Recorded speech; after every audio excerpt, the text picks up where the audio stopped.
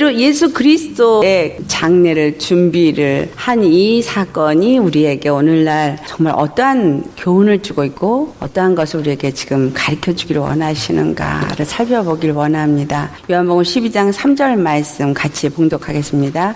마리아는 지극히 비싼 향유고 순전한 나드 한 근을 가져다가 예수의 발에 붓고 자기 머리털로 그의 발을 닦으니 향유 냄새가 집에 가득하더라. 이 마리아는 바로 그 죽었다가 살아난 나사로의 누이입니다. 누이면서 또한 간음하다가 현장에서 잡혀왔다 또 구원함을 받은 막달라 마리아이기도 합니다. 이 마리아가 예수님 앞에 나와서 비싼 향유, 순전한 나드 한 근을 가져다가 깨트려서 예수님 발에 붓고 자기 머리털로 그의 발을 닦은 이 사건, 너무나 목사님들도 설교를 많이 하신 이야기입니다.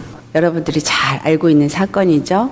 마가복음 14장 3절에도 똑같이 얘기를 하는데 하나가 달라요. 뭐가 다르냐면 요한복음 12장 3절에는 예수님의 발에 붓고 자기 머리털로 그의 발을 닦았다 그러는데 마가복음 14장 3절에는 예수의 머리에 부었다. 이 옥합을 깨트려서 예수의 머리에 부었다라고 기록되어져 있습니다. 이 나드 한 옥합을 깨트린 사건, 이것이 어떤 의미를 주는가? 향유가 담겨져 있는 옥합. 근데 그 향유가 어떤 향유냐 하면 나드라는 향유가 담겨져 있는 옥합입니다. 여기서 이 마리아가 예수님의 발 또는 머리에 부었다라고 기록이 되어져 있죠. 우리는 이방인이기 때문에 이것이 어떤 의미를 갖고 있는지 알지 못합니다. 그런데 이스라엘 사람들에게는 이 향유를 예수님의 머리에 붓는다거나 이 발에 붓는 것들이 어떤 의미를 갖고 있습니다. 그 의미가 무엇인가? 그리고 그가 옥합을 깨뜨려서 부은 정도가 아니라 머리털로 예수 그리스도의 발을 닦았다라는 사실이에요. 그런데 요한복음 13장 10절 말씀에 그 발 닦는 것에 대한 이야기가 나옵니다. 예수님이 대야를 가지시고 수건을 옆구리에다가 이렇게 차시고 제자들의 발을 하나씩 다 닦아줍니다. 그럴 때 베드로가 이렇게 하지 마시옵소서 그랬더니 예수님이 발을 닦지 않으면 나와 상관이 없다. 그러니까 그러면 내도 닦아달라고 그렇게 얘기를 하거든요. 발만이 아니라 다른 데도 닦아달라. 그랬을 때 10절 말씀 뭐라고 말씀하세요? 이미 목욕한 자는 발밖에 씻을 필요가 없느니라. 왜냐하면 온몸이 깨끗하니라. 그렇게 말씀을 하십니다. 그래서 이 발 닦는 것의 의미가 이스라엘 백성들에게 이 사람들의 규례가 있죠. 발을 닦는데 그 발을 닦는 이유는 어떤 집에 초대를 받아 들어가면 발 닦은 물을 제일 먼저 줍니다. 그 이유는 이 사람들이 샌들을 신고 다니죠. 샌들을 신고 다니는데 바깥에 먼지가 그 사막과 같은 땅이기 때문에 굉장히 먼지가 많습니다. 그래서 발이 뽀얗게 되기 때문에 집 안에 들어가면 먼저 발 닦을 물을 줘요. 요한복음 2장을 보면 그 발을 닦는 물 항아리, 돌 항아리 6개에 대한 얘기를 우리 했었죠. 그 물 항아리에 예수님이 물을 채우게 한 다음에 연회장에 갖다 주게 합니다. 똑같은 항아리였지만 발을 닦는 규례를 행하는 항아리가 졸지에 포도주로 변화되는 그러한 역사가 일어나는 물을 담는 항아리로 변화되죠. 그렇다면 그 발 닦는 물을 담는 항아리와 또 예수님이 지금 발을 닦는 이 사건, 또 이 마리아가 예수님의 발을 그 향유를 붓고 자기의 머리털로 닦는 것들은 도대체 무엇을 말하고 있느냐라는 거예요. 마리아가 행한 행위를 예수님이 12장 7절 말씀에 나의 장래 날을 위하여 그것을 간직하게 하라 이런 말씀을 하십니다. 그렇다면 지금 이 마리아가 행한 행위는 예수님의 장례를 예비한 행위다라는 것을 우리가 생각할 수 있죠. 마가복음 14장 8절에도 그 얘기를 똑같이 합니다. 그런데 그는 힘을 다하여 내 몸에 향유를 부어, 여기 또 몸에 향유를 부었다 그래요. 내 장례를 미리 준비하였느니라 그러면서 이가 행한 일이 온 천하에 어디서든지 복음이 전파되는 곳에는 이 여자의 행한 일도 말하여 그를 기억하리라. 예수님의 말씀, 복음, 이거는 뭐야? 십자가의 복음이 전파되는 곳에는 이 여자가 행한 일도 다 전파된다라는 것을 도대체 어떻게 해서 이 여자가 행한 일이 십자가의 복음이 전할 때마다 전파되어지고 이것들을 기억하게 하느냐라는 거예요. 이스라엘 백성들의 규례에서 이 나드 향유를 붓는 것은 가장 높은 사람을 존귀하게 여길 때 그 향유를 머리에 붓습니다. 또는 그 발에 부어요. 그리고 발을 이 머리카락으로 이렇게 닦아주는 그러한 일을 하는 것은 가장 존귀하게 여길 때 나는 가장 비천한 자고 당신은 가장 존귀한 자니다 라는 고백의 행위가 바로 이 향유를 붓는 행위입니다. 그래서 이 마리아가 향유를 예수님께 붓고 발을 그 머리카락으로 닦는다는 것은 예수 그리스도가 지극히 높으신 하나님의 아들이심을 경배하는 행위입니다. 그것을 고백하는 믿음의 행위죠. 그런데 왜 하필이면 나드 향이냐라는 거예요. 자, 이 나드 향은 우리 아가서를 보면은 나드 향을 표현한 것이 아가서 4장하고 아가서 1장이 나옵니다. 아가서 4장 13절에서부터 14절 말씀 우리 같이 봉독해 보겠습니다. 내게서 나는 것은 석류나무와 각종 아름다운 과수와 고벨화와 나도풀과 나도와 번홍화와 창포와 개수와 각종 유황목과 몰약과 침향과 모든 귀한 향품이요. 자, 내게서 나는 것은 하면서 지금 각종 아름다운 과일과 향기를 내는 풀들과 꽃들을 다 지금 표현하고 있어요. 아가서는 슬라미 여인을 말하고 있지만 결국은 그것은 이스라엘 백성들에 대한 이야기를 하고 있는 겁니다. 아가서는 예수님이 이스라엘 자기 백성들을 얼마나 사랑하는지 그 혼인관계가 이루어지고 있고 함께 그런 관계를 맺게 되어지는 정혼자와의 관계를 기록하고 있는 것이 하나님의 사랑을 표현한 시가서가 아가서입니다. 그런데 이 이스라엘 백성에게서부터 이 나도 향이 난다라는 거예요. 그런데 아가서 1장 12절을 보면 왕이 침상에 앉았을 때에 나의 나도 기름이 향기를 뿜어냈구나. 그러면서 나의 사랑하는 자는 내 품 가운데 몰약 향주머니요. 자, 왕이 침상에 앉았을 때 나의 나도 기름이 향기를 뿜어냈다. 예수님께서 어디에 앉았을 때 왕의 침상에 앉았을 때 그 나도 향기가 향기를 뿜어냈다. 그렇다면 이 나도 향을 제가 조금 전에 말씀드렸더니 가장 높은 자 왕에게 드릴 때 그 왕의 머리에 그 향유를 붓고 그 향이 그 왕에게서부터 나타나게끔 하는 것은 그 존귀한 향이, 그 아름다움이, 그 귀함이 이 나드향과 같다라는 표현으로 할 때 이 나드를 사용을 합니다. 그런데 이 나드향이 왕이 왕 침상에 앉았을 때 그 향기가 뿜어내고 또한 이스라엘 백성들에게서부터도 이 나도향이 뿜어져 나온다라고 말하고 있는 것은 예수 그리스도께서 십자가에서 죽으시고 하나님의 뜻대로 하나님의 뜻을 이루고 섬기는 행위를 함으로 인해서 하나님 앞에 향기로운 나도와 같이 되어지신다는 것을 고백한 행위입니다. 예수님이 십자가에서 죽으실 때 여기서 침상에 앉았을 때 왕이 침상에 앉았다는 건 무슨 말이냐면 합방을 하려고 침상에 앉은 거예요. 누가? 예수님이 침상에 앉았어요. 누구와 합방을 하기 위해서? 이스라엘 백성과 정원에 하나가 되어지기 위해서 침상에 앉았을 때에 나도 기름의 향기가 뿜어져 나오는 것은 바로 이 나도 향은 예수님의 생명의 향기를 말한다라는 거예요.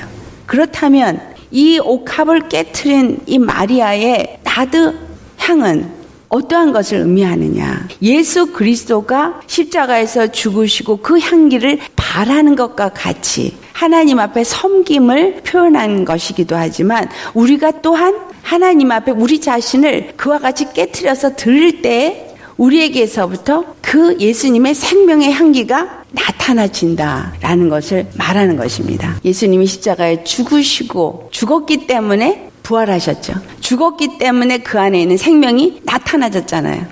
그 죽음으로 인해서 우리가 예수님과 함께 연합할 수 있는 기회가 주어진 거예요. 그럼 우리는 어떨 때 연합이 되어지냐면 예수 그리스도가 죽으신 것을 본받아 연합한 자가 되어졌을 때 우리도 그 부활하심을 본받아 연합한 자가 되어진다. 이 말은 예수 그리스도가 죽으시고 부활하시면서 생명의 향기, 나도 향기를 발한 것처럼 우리도 또한 예수 그리스도 안에서 죽고 예수 그리스도와 함께 사는 연합한 자가 되어질 때 우리에게서부터 그 생명의 향기가 나타나지게 된다라는 것입니다.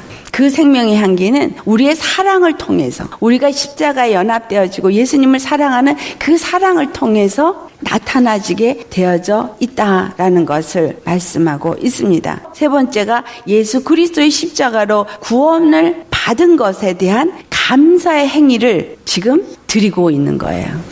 이 나드 옥합 하나를 깨트리는 그 행위는 예수님이 십자가에서 죽으시고 그리고 부활하신 것을 표현하는 행위요. 그로 인해서 생명의 향기가 바래지고 또한 우리도 또한 예수 그리스도 십자가에 죽으신 것에 연합되어져서 그분을 높이고 그분께 감사하고 그분을 우리의 구원주, 구원의 하나님으로 높이는 그 행위를 할 때에 우리가 또한 그 구원함을 받는 자가 되어진다. 라는 것이에요. 이스라엘의 장례의식에서 어떤 행위가 있느냐 하면 그들은 죽음 앞에서 하는 말이 있어요. 무슨 말을 고백을 하면 신명기 6장 4절의 말씀을 고백합니다. 이 신명기 6장 4절은 이스라엘 백성들이 출애굽을 해서 가나안 땅에 들어가기 전에 모세가 이제 신명기에 그들에게 들어가기 전에 3번의 설교를 해요. 그 중에 중요한 설교가 뭐였냐면 이 신명기 6장 4절의 말씀이에요. 들어라 이스라엘아, 우리 하나님 전능하신 여호와 하나님은 오직 유일하신 단 한 분 여호와 하나님이시다. 너희는 그 다음 말씀이 주 여호와를 사랑하되 내 마음을 다하고 목숨을 다하고 뜻을 다해서 주 너의 하나님을 사랑하고 그리고 내 이웃을 내 몸과 같이 사랑하는 자가 되라 라는 말씀을 하시는데 죽음 앞에 선 사람이 이 신명기 6장 4절의 말씀을 읊조리면서 고백을 합니다. 무슨 고백을 하냐면 이제 죽음 앞에 있는 사람은 어떤 질병이 들어서 죽는 사람이 거의죠. 그렇죠? 갑자기 사고로 죽는 사람 이 고백을 할 틈이 없지. 그런데 예수님의 죽음 앞에서 문턱에서 주님 앞에 기도할 때 이 신명기 6장 4절의 말씀을 하고 그리고 고백하는 말을 합니다. 제가 기록을 해놨죠. 주께 고백하오니 저의 회복과 죽음이 주께 달렸나이다. 주님의 손안에 달렸나이다. 이 말은 사무엘상 2장 6절에서부터 7절에 있는 말씀처럼 죽이기도 하시고 살리기도 하시는 하나님은 단 한 분 유일하신 하나님이시다라는 거예요. 그분은 우리의 주권자고 그분은 우리의 통치자고 그분은 우리의 모든 생사화복을 주관하시는 하나님, 우리를 음부에 내리기도 하시고 올리기도 하시는 하나님, 그 하나님 바로 나의 질병에서의 나음이나 또한 내가 처한 이 환경, 고난과 고통 속에 있는 데서부터 나를 회복시키시거나 그 죽음이 내게서 떠나가게 하시거나 아니면 내가 죽을 수밖에 없도록 나를 데려가시거나 이 모든 것이 주님의 손에 있습니다. 그러면서 하는 말이 저의 죽음에 이 죽음이 자기가 지은 모든 죄에 대한 속죄가 되게 하여 주옵소서 이 고백을 합니다. 자, 예수 그리스도의 지금 장례를 준비하기 위해서 지금 나드 한 옥합을 깨트려서 그 머리에 붓고 그 발에 붓고 머리로 그 발을 닦은 것은 바로 하나님 앞에 나는 이와 같은 죄입니다. 나는 이와 같은 죄인이고 또 예수 그리스도의 죽으심이 나의 모든 죄에 대한 속죄를 이루는 사건입니다. 라는 고백을 이 막달라 마리아가 하는 행위다라는 것입니다.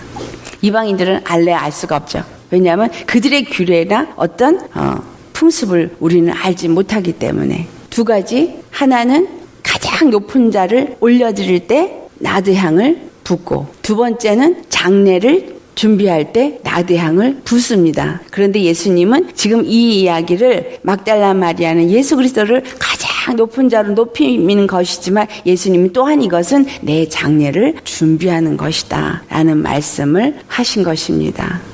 예수님이 어떻게 죽으실 것을 그가 말한 것이라 하셨는데, 어떻게 죽을 것? 바로 우리의 죄를 영원히 속죄함으로 예수님의 그 죽으심이 우리의 죄를 대속하시는 죽음이 되어진다라는 것을 말하는 것이다 라는 것이에요. 그래서 이들이 장례에서 저의 죽음이 제가 지은 모든 죄에 대한 속죄가 되게 하여 주옵소서라는 이 고백이 온전히 예수 그리스도를 통해서 이루어지게 하는 행위다라는 것이에요. 이해가 되십니까? 그런데 가롯 유다는 어떻게 말했어요? 요한복음 12장 4절에서부터 6절의 말씀 같이 살펴보겠어요. 같이 봉독합니다. 제자 중 하나로서 예수를 잡아줄 가롯 유다가 말하되 이 향유를 어찌하여 300데나리온에 팔아 가난한 자들에게 주지 아니하였느냐 하니, 이렇게 말하면 가난한 자들을 생각함이 아니요 그는 도둑이라 돈계를 맞고 거기 넣는 것을 훔쳐가미러라. 아멘. 이 향유 옥합, 나드 한 옥합은 300데나리온이라. 이 한 데나리온은 그 당시에 한 장정이 일한 하루 품삯이었어요. 그러니까 하루 품삯이 한 데나리온인데 300데나리온이라는 것은 300일을 일한 품삯의 가치가 있을 만큼 가장 비싼 향유라는 거예요. 가롯 유다는 무엇을 먼저 생각했어요? 이 300데나리온의 향유가 갖고 있는 돈의 가치를 먼저 생각했어요. 그리고 그 돈이 얼마나 아까웠는지 그것을 악고하는 마음을 핑계를 대기를 가난한 자들의 구제를 말하면서 핑계를 댑니다. 그 이유를 6절에 말했잖아요. 가난한 자들을 생각함이 아니요 그는 도둑이라. 돈계를 맞고 거기 넣는 것을 훔쳐가미러라. 그래서 이 가롯 유다의 마음은 물질이 주인이 되어 있는 상태였다라는 것을 우리가 알 수 있습니다. 그 물질이 주인이 되어져 있는 그 상태는 그 안의 심령이 도둑이라는 거예요. 도둑은 어떤 자라고 말해요? 요한복음 10장 10절 말씀에 도둑은 우리를 죽이고 멸망시키는 것이 도둑인데, 마귀가 죽이고 멸망시키는 그 마귀, 도둑, 그 마음보를 이 가롯 유다가 갖고 있는 것은 물질이 주인이 됐기 때문이다라는 거예요.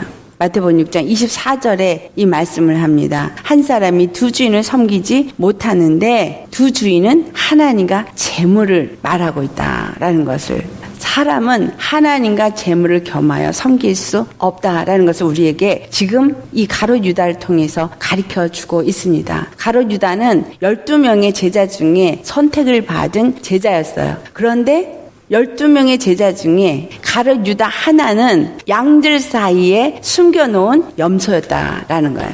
양들은 하나님의 음성을 듣는다 그랬어요. 근데 염소는 어때요? 염소는 뿔이 있어서 들이받아요. 실제로 양들 사이에 목자들이 염소를 둡니다. 이 염소를 두는 이유는 양들이 붙어 있으면 떨어질 줄을 모르기 때문에 그 흩트게 하는 역사를 하는 게 염소의 역할이에요. 흩트는 일을 하는 거는 양을 위해서 양이 양질의 털을 유지하게 하려니까 서로 붙지 않게 하기 위해서 염소를 둡니다. 그런데 오늘날 우리 교회에도, 우리 신앙생활하는 우리 심령에도 염소가 있다라는 거예요. 가나안 땅에 이스라엘 백성들이 들어갔을 때 하나님이 그들을 다 내어쫓게 했어요, 안 했어요? 들어가기 전에 분명히 얘기를 합니다. 너희들이 들어가서 그 가나안 7족을 다 쫓아내지 아니하면 그들이 네 옆구리에 올무가 되어지고 채찍이 될 것이다. 이런 얘기를 하거든요. 옆구리에 올무가 되고 채찍이 되어진다라는 것은 내가 공고함을 느끼게 하는 역할을 그들이 하게 된다라는 거예요. 우리 심령 속에 하나님이 우리의 죄악된 것을 한꺼번에 쫓아내지 않아요.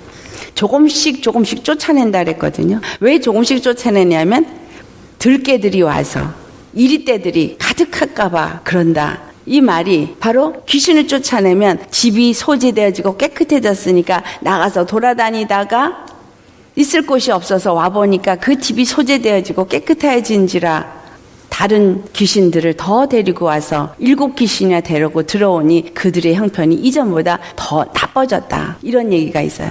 그 이야기는 하나님이 우리 안에 있는 그런 죄악들을 한꺼번에 내어쫓지 않는다라는 거예요. 그래서 염소를 허락한다는 거예요. 이 염소가 있어야지만 내 안에 죄가 드러나지게 되고 그 염소 때문에 교회 안에서 사람과 사람 사이에 계속 들이받고 흩트고 나누는 역사가 있게 되어지는데 그 일은 바로 그들에게 양과 염소의 그 역할이 무엇인가를 분명하게 알고 그 안에서 바른 믿음으로 서게 하고자 이 모든 것들을 허락하시는 것이다 라는 사실이에요. 우리 안에 재물을 원하는 육적인 정욕이 있습니다. 그래서 이것이 우리의 주인이 되어져서 계속 우리는 살아왔어요. 하지만 예수님을 믿고 난 다음에 우리는 하나님의 자녀가 되어졌기 때문에 이제는 우리의 주인이 하나님이 되어져야 한다라는 거죠. 가롯 유다와 같이 그 재물이 그의 주인이 되어졌다면 갈라디아서 5장 17절 말씀에 보면 육체의 소욕은 성령을 거스리고 성령은 육체를 거스리는데 이 둘이 서로 원수가 된다 그래요. 서로 대적한다 그래요. 그래서 너희가 원하는 것을 하지 못하게 하려 함이라. 결국은 가롯 유다가 제자들 사이에 있음으로 인해서 예수 그리스도를 십자가에 못 박게 하는 예수님을 파는 일을 하는 자가 되어지는 것입니다. 그렇다면 우리에게 이 가롯 유다가 가르쳐주는 것은 무엇이냐면 내가 육체의 소욕을 버리지 아니하고 하나님과 재물을 겸하여 섬기지 못하는데 재물을 섬기는 이 마음을 버리지 못하면 결국은 우리는 육체의 소욕이 성령을 거스리기 때문에 하나님을 대적하는 자가 되어진다라는 거예요. 막달라 마리아는 그 대속하는 예수님의 장례를 위해서 그분을 섬기는 자로서 옥합을 깨트리는 자가 되어졌지만 가롯 유다는 그 옥합에 300데나리온이라는 그 돈에만 관심이 있었고 결국은 예수 그리스도의 구속에는 관심이 없었다라는 사실이에요. 그 구속과는 관계가 없는 물질이 주인이 되어졌기 때문에 예수님이 그가 도적이라라고 말한 거예요. 도적이다. 자, 우리가 이 도적이라는 말을 가지고 우리가 한번 우리의 신앙을 돌아보겠습니다. 10계명에서 1계명부터 4계명까지는 무엇을 말하냐면 하나님을 우리가 얼마만큼 사랑해야 되는지를 말해요. 5계명부터 10계명까지는 우리 이웃을 사랑하는 자라면 어떻게 행동을 해야 되는지를 말합니다. 자, 하나님을 사랑하는 자가 행할 행동과 이웃을 사랑하는 자가 행할 행동, 이것이 바로 아까 신명기 6장 4절에서부터 6절까지 있는 말씀이 바로 그 이야기인데 만약에 내가 하나님을 사랑하는 자라면 또한 이웃을 사랑하는 자가 되어질 것이다라는 거예요. 근데 그 중에 남의 것을 도둑질하지 말라는 말씀이 있습니다. 출애굽기 20장 17절 말씀 같이 봉독해 보겠습니다. 내 이웃의 집을 탐내지 말라. 내 이웃의 아내나 그의 남종이나 그의 여종이나 그의 소나 그의 낙이나 무릇 내 이웃의 소유를 탐내지 말라. 이 말씀을 사도 바울이 로마서 13장 9절에 말씀합니다. 같이 봉독합니다. 간음하지 말라, 살인하지 말라, 도둑질하지 말라, 탐내지 말라 한 것과 그 외에 다른 계명이 있을지라도 내 이웃을 내 자신과 같이 사랑하라 하신 그 말씀 가운데 다 들었느니라. 자, 내 이웃을 내 자신과 같이 사랑하라 한 이 말씀 안에 간음하지 말라, 살인하지 말라, 도둑질하지 말라, 탐내지 말라 한 것들이 다 들어있다. 내가 만약에 내 이웃을 사랑하지 않는 자라면 남의 것을 탐하기 때문에 내 이웃의 것을 탐하기 때문에 내 이웃의 아내를 탐하기 때문에 간음해요. 그렇죠? 내 이웃의 아내를 탐하기 때문에 간음하는 거예요. 다른 여자를 탐하기 때문에 간음하는 거예요. 정신적인 간음도 간음이라 그랬죠. 내 눈이 간음을 해도 간음이라 그랬어요. 그것은 뭐야? 그것을 탐내니까. 제가 툭 하면 한국 뉴스에 성추행 얘기가 나오는데 그건 뭐예요? 남의 것을 탐하기 때문에 자기 것이 아닌 거를 탐할 때 그것을 범죄 행위라고 말하잖아요. 남의 집을 탐낸다. 이런 것들은 굉장히 크게 말하는 것 같아요. 나의 남종이나 남의 여종을 탐하는 거 굉장히 큰 것 같아요. 그런데 우리가 잘 살펴보면 남이 가진 것을 부러워하고 그리고 시기 질투한다면 그건 탐내는 건가요? 아닌가요? 탐내는 거예요.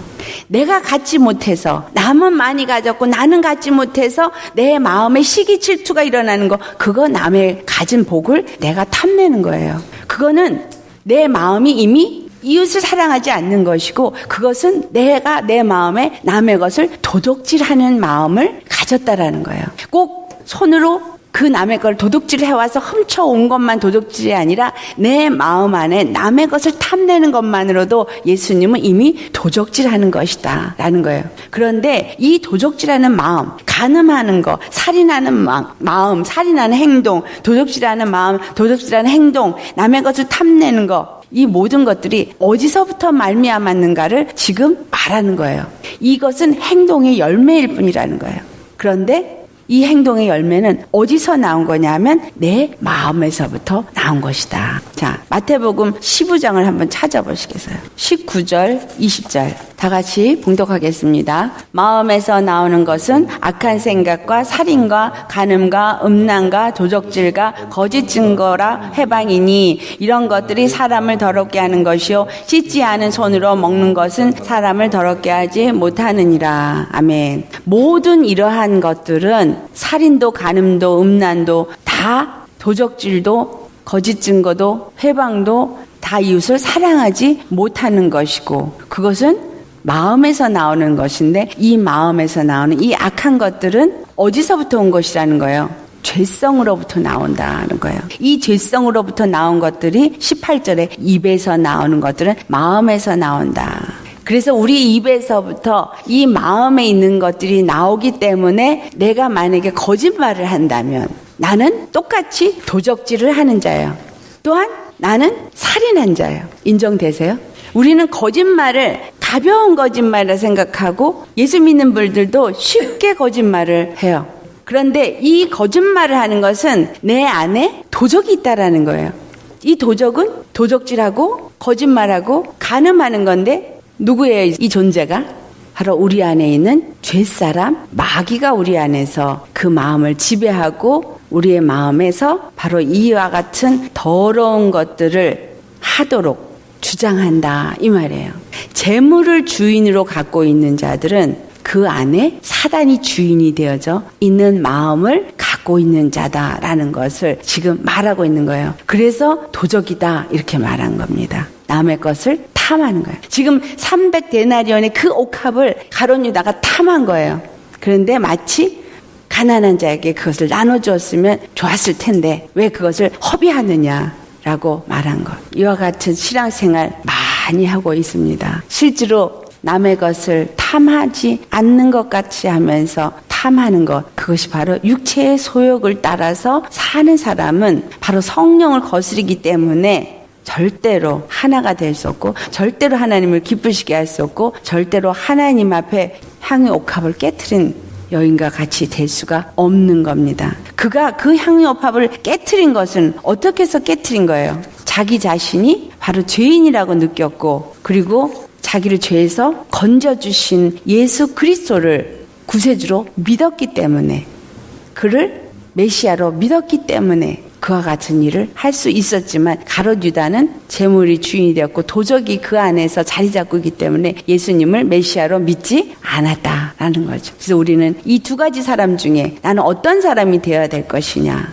막달라 마리아 같은 옥합을 깨트린 자가 되어질 것이냐, 아니면 가룟 유다와 같이 그것을 아까워서 하는 도적의 마음을 가진 자가 되어질 것이냐. 우리는 우리 가슴에 옥합을 깨트려야 합니다. 예수님의 생명이 우리에게서 나타나려면 고린도후서 4장 10절 11절 사도 바울이 내가 날마다 죽노라. 그 이유는 바로 이 썩을 육체 가운데 죽을 육체 가운데 예수 생명이 나타나게 하려 함이라. 이 향유옥합을 깨트리는 것은 바로 우리 심령을 십자가에 못 박는 것입니다. 아멘. 자, 우리 심령을 십자가에 못 박는 것은 첫째, 예수님이 바로 우리의 지극히 높으신 하나님의 아들 메시아인 것을 믿을 때, 지금 이 마리아가 행한 것처럼 가장 그 이름을 높이는 자가 되어질 때 나를 깨트려 드릴 수 있어요.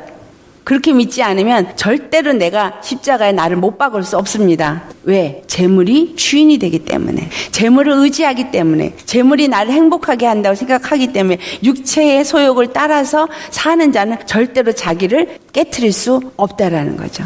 두 번째가 뭐였어요?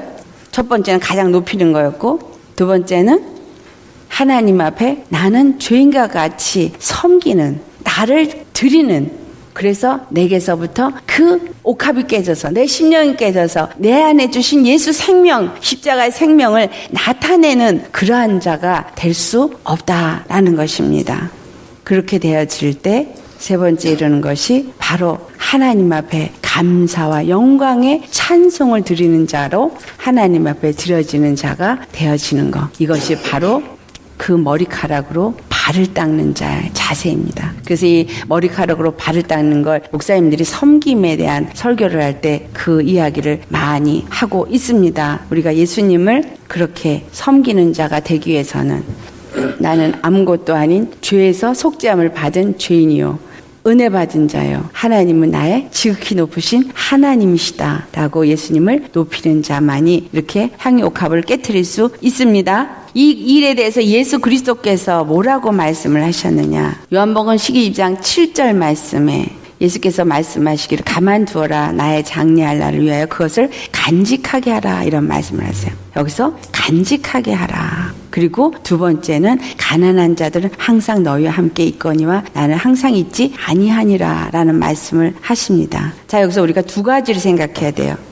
우리가 예수 그리스도 안에서 이와 같이 예수님의 죽으심을 높이는 그 행위를 할 수 있는 자가 되려면 첫 번째는 예수 그리스도의 십자가의 죽음을 우리 심령 속에 먼저 간직하는 자가 되어야 합니다. 갈라디아서 2장 19절에서부터 20절 말씀 같이 봉독해 보겠습니다. 내가 율법으로 말미암아 율법에 대하여 죽었나니 이는 하나님이 대하여 살려 함이라. 내가 그리스도와 함께 십자가에 못 박혔나니 그런즉 이제는 내가 사는 것이 아니요 오직 내 안에 그리스도께서 사시는 것이라. 이제 내가 육체 가운데 사는 것은 나를 사랑하사 나를 위하여 자기 자신을 버리신 하나님의 아들을 믿는 믿음 안에 사는 것이니라.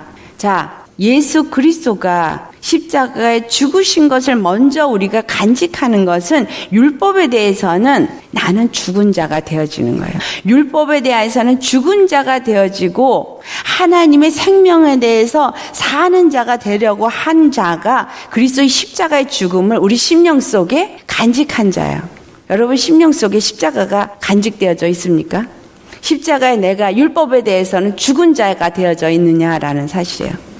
내가 자꾸 어떤 의로운 행위를 행함으로써 하나님 앞에 의롭다함을 얻으려고 하는 것은 내 의가 죽지 않은 거예요. 내가 죽고 예수 그리스도를 믿는 믿음 안에 사는 그러한 자가 되어진 자는 그리스도와 함께 십자가에 못 박혀 죽은 자가 되기 때문에 그 심령 안에는 오직 예수 그리스도만이 있는 자다라는 거예요. 그래서 그 십자가가 그 심령 속에 간직되어져 있는 자. 그 다음이 바로 어떤 자가 되어지냐 하면 이렇게 예수 그리스도가 내 안에서 살아서 역사되어지기 위해서 나는 죽어지고 예수님이 내 안에 산 자가 되어질 때 우리가 가난한 자의 이웃이 될 수 있습니다.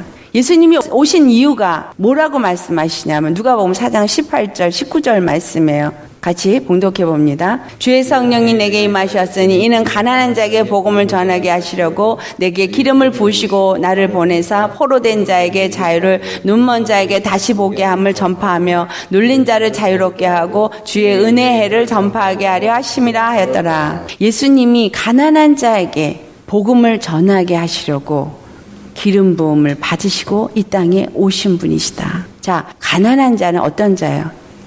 양식이 없는 자, 굶주린 자. 또 포로는 어떤 자예요? 마귀의 죄와 사망의 사슬에 매여 있는 자. 눈먼 자는 영적인 것을 전혀 보지 못하는 그러한 자들을 다시 보게 하기 위해서 실제로 예수님이 오셔서 이와 같은 일을 하셨죠. 자, 어떤 일을 했어요? 귀신 들린 자를 쫓아내어주고 그래서 귀신에게 포로되어진 자, 악한 영에게 사로잡힌 자들이 자유함을 얻게 되어졌고 요한복음 9장에서 우리 이미 다루었듯이 눈먼 자들을 실질적으로 육체의 눈이 먼 자를 열어 보게 하여 주셨으면서 바리새인들에게 너희가 본다고 하지 아니하였다면 구원을 받을 것인데 너희가 본다고 말함으로 너희들이 눈먼 자가 되었다라고 말씀을 하였습니다. 이러한 것들을 하기 위해서 예수님이 이 땅에 오셨어요. 그리고 그 일을 이루시고 영원히 이루시기 위해서 십자가에서 죽으시고 부활하셨습니다. 그래서 예수님이 그 이루신 그 일을 우리가 알고 이제 그것을 십자가를 우리 심령 속에 간직한 자가 되어질 때 우리가 또한 예수님이 하신 일을 우리도 할 수 있는 자가 되어진다라는 거예요. 그러니까 가난한 자의 구제가 먼저가 아니라 뭐가 먼저예요? 십자가가 우리 마음에 간직되어지는 게 먼저다라는 사실이에요. 행위로 다른 사람들을 돌아보고 구제하는 거 그거 중요한 일입니다. 하지만 내가 먼저 십자가에 죽고 예수 그리스도의 영으로 사는 자가 되어질 때 예수님이 이와 같은 일을 누가복음 4장 18절 19절에 있는 말씀과 같은 일을 이루기 위해서 이 땅에 오셨기 때문에 우리 안에서 그 주의 성령이 또한 우리로 하여금 가난한 자에게 복음을 전하게 하고 포로된 자를 자유하게 하고 눈먼 자를 보게 하고 눌린 자들을 자유하게 하는 그러한 은혜의 해를 전파하게 하는 일을 하게 하신다라는 것입니다. 우리는 정말로 가난한 자의 이웃이 되어졌느냐? 예수님은 여기서 가난한 자의 이웃이 되어지는 것은 그 300데나리온이나 되는 나도 향유를 팔아서 돈을 나눠주는 것이 가난한 자의 이웃이 되어지는 것이 아니고 가난한 자의 구제가 되어지는 것이 아니라는 것을 가르쳐주고자 하는 것입니다. 정말 중요한 것은 그들의 영혼이 죽어가는 것을 살려주는 일이 진정 가난한 자에게 이웃이 되어지는 것이다 라는 것입니다. 그 말씀이 누가복음 10장의 30절로부터 37절까지 이야기가 되어져 있습니다. 자, 거길 보면 강도 만난 자의 비유를 예수님이 말씀하고 있습니다. 이 강도 만난 자는 그 옷이 벗겨지고 때려서 거의 죽게 되어져 가고 있어요. 이 땅에 강도 만난 자들이 바로 우리 얼마나 이웃이 많은지 모릅니다. 여기서 강도는 누구예요? 도적질하는 자. 이 가룟 유다가 도적기라 그랬어요. 바로 우리의 심령을 도적질해 가는 자. 내 형제 자매의 정말 심령을 도적질하고 그 물질을 도적질해 가는 자예요. 자, 목사님들이 단상에서 물질을 헌금을 하면 복을 받는다고 말하고 있다면 그건 도적이에요, 아니에요? 그 성도의 주머니에서 물질을 도적질하는 거예요. 어떤 분이 예언을 하는 분이라고 집회를 다니는 분이 있었어요. 그분이 그 예언을 한다 그러고 뭐 방언 통변을 한다니까 어떤 집사님이 자기 집에 초대를 했어요. 그리고 자기 집 식구들을 위해서 기도를 해달라고 초청을 해서 요구를 했어요. 그랬더니 너희 가족과 네 자녀가 다 복을 받으려면 1인 한 사람당 10,000불씩을 헌금을 해라. 그러면 복을 받는다. 그렇게 얘기를 했어요. 자, 그 말이 맞을까요? 저는 안 맞는다고 생각해요. 그분이 목사고 그분이 예언을 아무리 잘하고 정말 방언통변을 얼마나 잘하는지 모르지만 벌써 그렇게 돈을 내면 네 자식이 복을 받는다라고 말한 그거는 하나님의 방법이 아니라는 거예요. 이것은 지금 그 안에서 이 가룟 유다와 같이 도적질하는 마음이 그 사람의 주머니에서부터 돈을 도적질하고자 하나님을 파는 거죠. 근데 오늘날 이와 같은 일을 주의 종들이 하고 있다라는 거예요. 예언자들이 예언을 하기 전에 제가 한국에서 미국에 유명하다는 사람들이 한국에 가서 집회를 하는데 집회가 끝나고 사람들이 다 기도를 받기를 원하니까 한 사람씩 방으로 들어가게 하면서 기도를 받게 하는데 그 방에 들어가는 입구에 헌금통을 하나 놔두고 헌금을 내고 들어가서 기도를 받게 그렇게 해놨더라고요. 돈 먼저 내고 기도받으라 이거야. 돈을 내야 기도해준다가 되는 거예요. 이거 뭐예요? 이게 바로 도적질하는 거죠. 예수의 이름으로 하나님의 이름으로 예언을 한다고 축복 기도를 해준다고 하면서 성도들의 주머니에서부터 도적질을 하는 거예요. 가난한 자의 진정한 이웃은 도적질하는 자가 아니라는 거예요. 누가복음 10장 강도 만난 자의 이야기는 여러분들 다 잘 아시죠? 그가 옷이 벗겨졌다 그랬어요. 옷은 영적으로 말하면 실제로는 강도 만나서 옷도 다 빼앗기고 가진 거 다 빼앗기고 이제 죽어가는 걸 말하지만 오늘날 우리의 삶 속에서 이 강조를 만나서 옷이 벗겨지고 거의 죽어가는 사람이 어떤 사람들이에요? 사단에게 속아서 그와 같이 도적질을 하는 목사들에게 속아서 의의 옷은 다 벗겨지고 죄의 옷을 입고 더러운 누더기를라도 걸치고 있는지 모르겠지만 벌거벗겨진 자라는 거예요. 라오디아 교회에게 예수님이 말씀하십니다.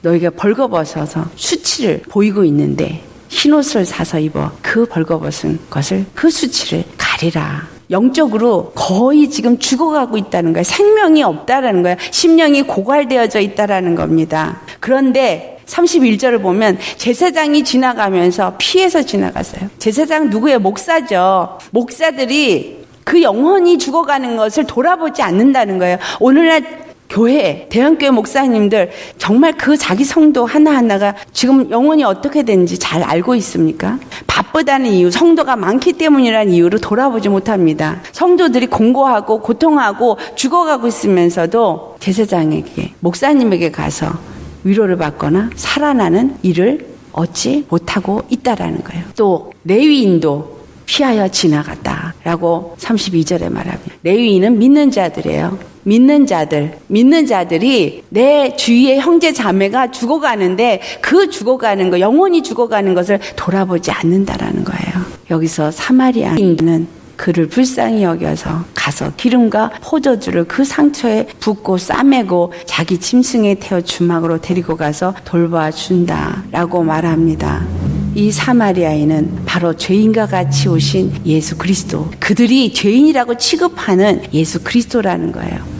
그가 오셔서 기름을 붓고 포도주를 붓고 십자가에서 죽으시면서 그 피를 부으시고 성령을 그들에게 부어주시고 결국은 그 상처를 싸매고 그래서 살아나도록, 그 다음에 어디에 태워요? 자기 짐승에 태워. 여기서 자기 짐승은 뭐예요? 예수님의 나귀, 예수님이 타고 다니시는 나귀, 예수님이 사용하시는 주의 종이 되겠죠. 이러한 주의 종에게 맡기신다라는 거예요. 주막으로 데리고 가서 돌보게 하여 주실 때 그를 돌볼 돈을 주고 내가 올 때까지 이를 돌봐달라라고 맡깁니다. 교회에 맡기는 거예요. 주의 종에게 맡기는 겁니다. 내 영혼, 내 백성, 내 양을 돌봐달라고 맡기는데 그 영혼들을 돌아보지 아니하는 주의 종들, 그들이 바로 도적이라는 거예요. 하나님의 제자 같은 가롯 유다와 같은 자이지만 하나님의 제자가 아니라는 겁니다. 왜냐하면 그들의 심령에는 십자가가 없고 바로 재물이 주인이 되어져 있기 때문이다. 우리는 과연 어떤 믿음의 사람이 될 것입니까? 내가 정말 죽어가는 내 이웃의 참 이웃이 되어질 것이냐?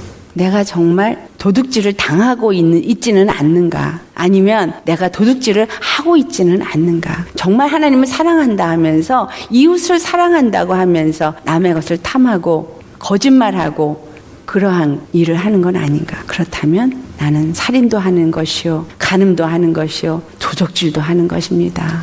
똑같이 이웃을 사랑하지 아니하고 하나님의 십자가의 사랑이 우리 심령 속에 가진 자가 아니라는 것을 여기서 말해주고 있습니다. 우리는 예수님의 십자가를 우리 심령 속에 두는 자가 되어야 돼요. 아멘. 예수님의 십자가에 죽으신 장래를 나도 본받아 연합한 자가 되어져서 나도 죽은 자가 되어져야지만 됩니다. 이런 자가 바로 나도 향유 옥합을 깨트린 자인 것입니다. 우리 모두가 바로 이 마리아와 같이 향유 옥합을 깨트린, 그리고 예수님의 죽으시고 부활하신 그 십자가를 나타내고 증거하는 나도 정말 생명의 향기를 온 천지에 풍길 수 있는 자가 되시기를 예수의 이름으로 축원합니다.